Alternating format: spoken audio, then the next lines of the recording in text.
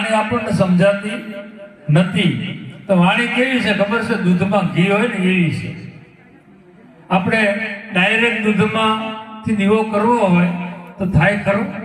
ના થાય. બરોબર? એના માટે એનું મંથન કરવું પડે.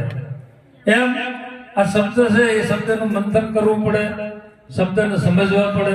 તો જ્યારે સદગુરુના ચરણોમાં આપણે ગયા ત્યારે આપણે આ વાતને સમજી શક્યા અને પછી સંતોની વાતને આપણે સમજીએ છીએ.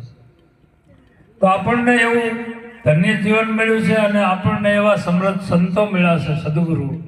એટલે એના વચનનું પાલન કરજો. અને એ વચનથી જ આ મહિમા આવેલો હોય છે, મૂળ વચનથી. એ વચન ગુરુ મહારાજ જોડે હતું, આપણા સદગુરુ જોડે, ત્યાંથી આપણી જોડે આવ્યું છે. બરોબર? હવે એ વચનનો મહિમા તમે જેટલો પાડશો ને એટલો આનંદ ઉત્સવ વધશે. અમે તો ગુરુ એટલે એનો ભગવાન જ માની છે, ખરેખર ભગવાન માની છે. પણ બધાને આ વાત સમજાય કે ના સમજાય એ મને ખબર નથી. તો આ દેહ છે ને એ કોઈનો ગુરુ નથી, પણ દેહની અંદર જે બોલી રહ્યો છે ને એ આપણો સદગુરુ છે. તો એ સદગુરુ આપણને સમજાયા છે. બરોબર?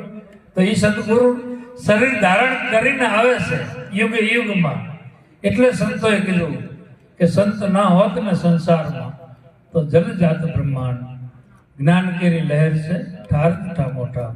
એટલા બધા ઠામ ઠરેલા છે અને બેઠા છે. બરોબર? અને આ વાતને કંઈક સમજી પણ એનો અમલ પણ કરે છે. એટલે મારે બહુ જાજુ બોલવું નથી, કેમ કે બધા સંતો જ્ઞાની અને સમજના જ છે.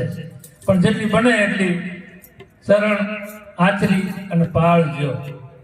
આચરણ. બરોબર? આચરણ અને આચરણ. અંગોઠા કદાચ નહીં દો ને ગુરુ મહારાજના એક વખત તો ચાલશે, પણ એનું આચરણ કરજો ગુરુ મહારાજના વચન છે. એટલે ધન્ય બની જશે.